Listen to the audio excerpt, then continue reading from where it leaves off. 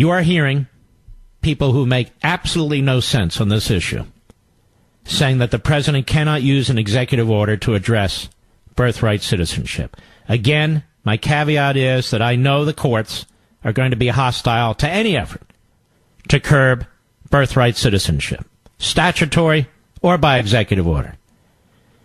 But I hear people say a statute would be stronger. First of all, they're not going to get a statute because it'll be filibustered in the Senate. So it's a non-issue. The Democrats aren't going to allow it. They want birthright citizenship. So with the filibuster rule in the Senate, there will be no statute. The president is aware of that. The commentators on TV, even some conservatives, they pretend they're not aware of it. But we're all aware of it, or would have been done already. These are the same people in Congress who refuse to build physical barriers on our southern border to protect this country and to enforce our immigration laws. Suddenly they're going to pass a statute outlawing birthright citizenship. But why pass a statute? If, in fact, as the left says, and some of these conservatives say, because they're know-nothings, that birthright citizenship is in the 14th Amendment, which is what Paul Ryan said. Preposterous. If that's the case, then how's a statute going to fix it? Statute won't fix it because they're saying you have to amend the Constitution. Well, when's the last time we actually amended the Constitution the old-fashioned way, or one of two of the old-fashioned ways? Been a long time. Why? Because the left changes the Constitution all the time. And now when we want to address something that they did outside the Constitution, now we're told we have to pass a constitutional amendment. How absurd. As we discussed the other day, as I discussed, as Daniel Horowitz from Conservative Review discussed with me, birthright citizenship was not actually implemented in this country until the 60s and 70s, the 1960s and early 1970s, by the bureaucracy. By the bureaucracy.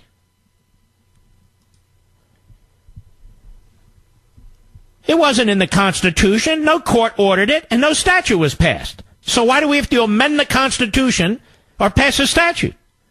Well, we'll have a better chance in front of the Supreme Court. If that's the case, we have no chance in front of the Supreme Court.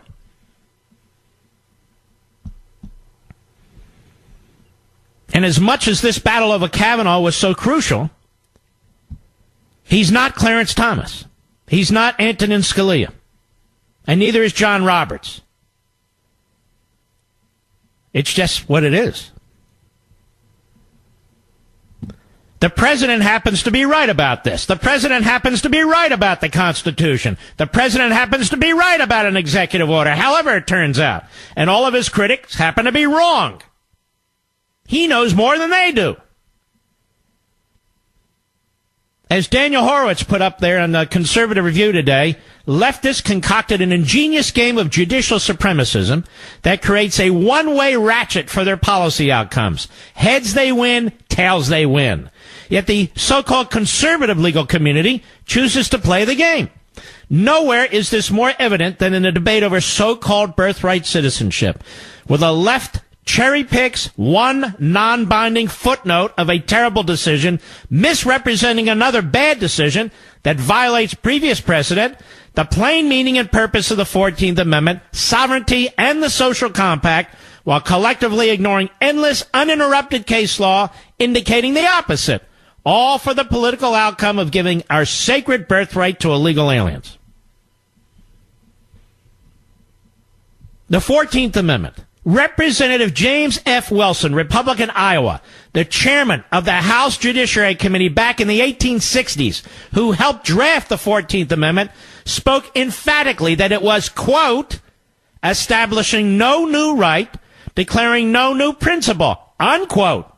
Quote, it is not the object of this bill to establish new rights, but to protect and enforce those which belong to every citizen, unquote. That's what he declared in 1866. Now, I want you to think about it. How many states would have ratified this amendment if they believed it would be applied to illegal alien babies known as birthright citizenship? Not a one. This amendment was passed to protect African American former slaves. not foreigners, yet to be born, who have no right to come into this country illegally. Period. The notion that an amendment designed to grant freed slaves who lived here for centuries and had no allegiance to any other jurisdiction the basic rights of American citizens would be used as a tool to prevent Congress from regulating citizenship for immigrants of all stripes is scandalous. The first sentence of the 14th Amendment, all persons born or naturalized in the United States and subject to the jurisdiction thereof are citizens of the United States and the state wherein they reside. We need not speculate what subject to the jurisdiction thereof means. As I said the other day, Senator Lyman Trumbull of Illinois, the chairman of the Senate Judiciary Committee at the time, said during the debate over the 14th Amendment, quote, subject to the jurisdiction, unquote, of the United States means subject to its complete jurisdiction, quote, not owing allegiance to anybody else, unquote. Of course, persons present inside American territory are subject to our partial jurisdiction in the sense that they have to obey our laws and are subject to criminal prosecution for disobeying our laws. But when congressional drafters added the second phase of jurisdiction to citizenship clause, they were clearly limiting citizenship to those who, in the words of one of the key drafters, were subject to complete jurisdiction as Americans. Senator Jacob Howard of Michigan, the principal author of the citizenship clause of the 14th Amendment in the Senate, explicitly said that candidates for citizenship must be born here and not owe allegiance to any other authority. Echoing Trumbull, he said a full and complete jurisdiction means the same jurisdiction in extent and quality as applies to every citizen of the United States now. He made it clear allegiance, quote, will not, of course, quote, will not, of course, include persons born in the United States who are foreigners, aliens, who belong to the families of ambassadors or foreign ministers accredited to the government of the United States. So, simply put, the history of this amendment is not in dispute. It's not in doubt. It's not up for debate. So what changed? Nothing in the Constitution changed. Nothing legally changed as a matter of statutory law. In the 1960s, the bureaucracy, under the Great Deal, decided to confer citizenship on babies born of illegal aliens in this country. And now we're told, in order to reverse that, the President of the United States has to push for a constitutional amendment, or Congress has to pass a statute. But he's not allowed to reverse what the bureaucracy did in the 1960s with an executive order. How insane is that?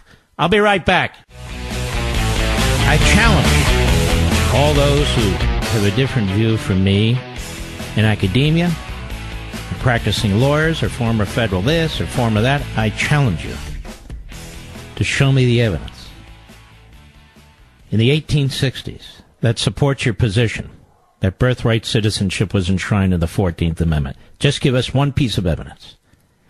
I challenge you to show me any statutory authority where Congress intended and in fact affirmatively granted birthright citizenship to the children of illegal aliens. And I challenge you to explain in some kind of coherent way how something that is done by the federal bureaucracy cannot be undone by the president directing the federal bureaucracy, which is what an executive order is. Now, if you'll tell me he'd have a stronger case if it was a statute, he's not going to get a statute, and I don't understand why that's a stronger case. If it's your position that it's enshrined in the Constitution, then nothing can change it but a constitutional amendment, which will never happen. I'll be back. You want to open borders? You vote for Democrats. You want to continue this birthright citizenship without challenge? You vote for Democrats.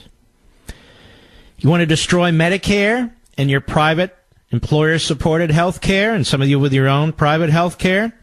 This notion of Medicare for all, which means Medicare for no one, then you vote for Democrats. And that'll only cost you $32.6 trillion in the first 10 years.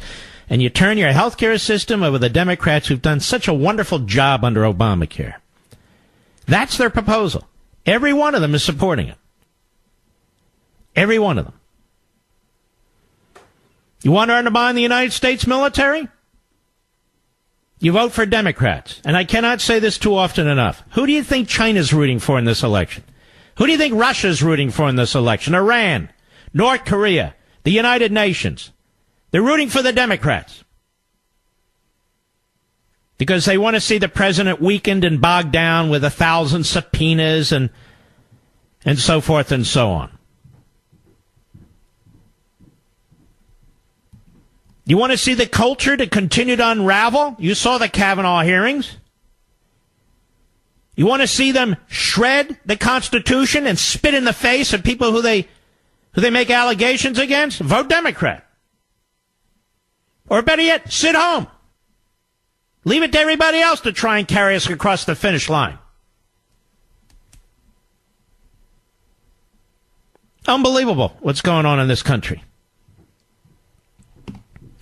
The bottom of the hour, we'll have Patrick Morrissey on the program, the Attorney General of West Virginia, running against a fraud by the name of Joe Manchin, who sits there and waits to see if his vote's needed or not before he votes one way or the other. But he's a sure vote for Chuck Schumer. That we know. West Virginia, time to send this guy out to pasture. And at the 8:30 hour, we'll have Representative Lee Zeldin, who represents most of Long Island. He's in a tight race. Another Army vet. New York 1st Congressional District. Good man. And we'll continue to do this. I believe tomorrow we have Cruz and some others. We're doing our part.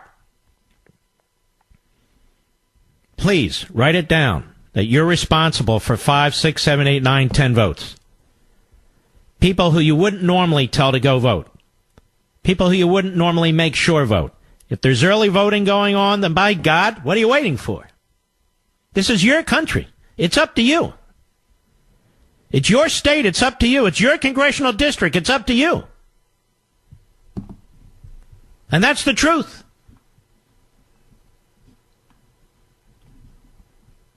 I would like to remind A.B. Stoddard, I believe that's her name, on the All-Star panel on Bret Baier's show, that Donald Trump didn't, quote-unquote, throw this issue of birthright citizenship out there. He was asked about it by 2 reporters the other day, and he was surprised that they knew about what his discussions were going on in the White House about how to address it. It wasn't Trump who threw it out there. The reporters asked him about it, and he honestly responded to it.